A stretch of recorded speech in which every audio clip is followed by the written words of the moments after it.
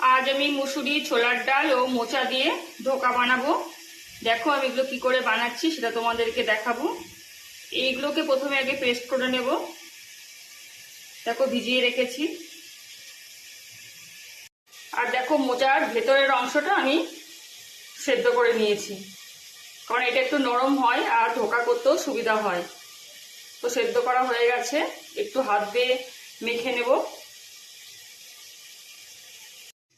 এটা আমি আদা, পেঁয়াজ, রসুন, কাঁচা লঙ্কা দিয়ে পেস্ট করব।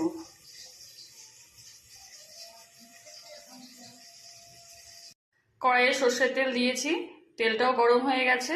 এবার ডালের পেস্টটা কড়াইতে দিয়ে দেব। মোচাটাও দিয়ে দেব,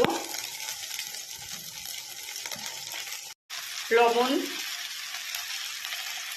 হলুদ। এবার ভালো করে কষে নেব। এটা একটু চিনি দেব।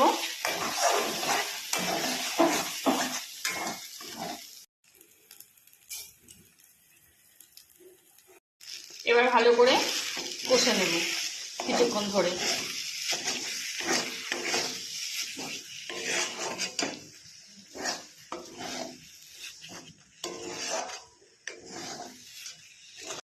কষানো হয়ে গেছে, এবার আমি এটা থালায় পাতিয়ে দেব। দেখো এটা আমি থালায় পাতিয়ে দিয়েছি, ঠান্ডা হলে পিস পিস করে কেটে নেব। দেখো এগুলো আমি টুকরো টুকরো করে কেটে নিয়েছি। এদিকে কড়াইয়ে সাদা তেলটাও গরম হয়ে গেছে। এবার একে একে বড়াগুলোকে ভেজে নেব।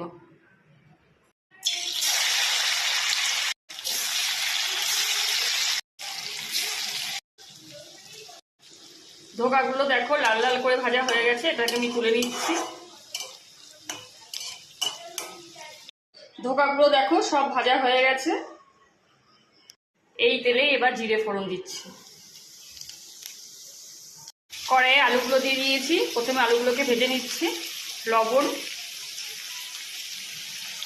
হলুদ,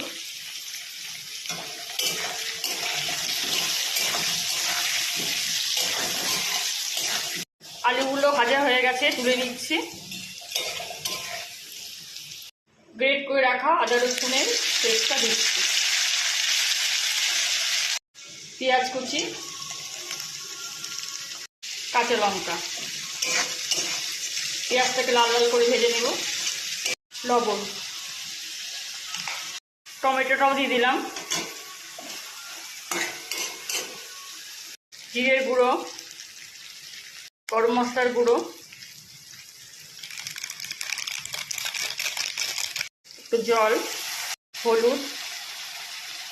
মশলাটা এবার ভালো করে কষে নেব। চিনি।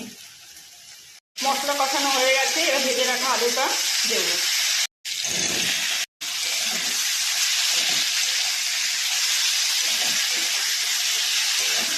জলটা দিয়ে দিচ্ছি। আলুগুলো সেদ্ধ হয়ে গেছে, এবার ভেজে রাখা বড়াটা দিয়ে দেব।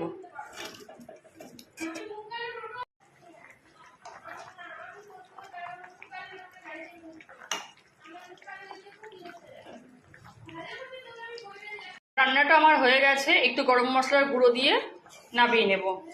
রেডি হয়ে গেছে আমার ডালের ধোকা। এইভাবে তোমরা রান্না করবে, খেতে সত্যি খুব অসাধারণ হয়।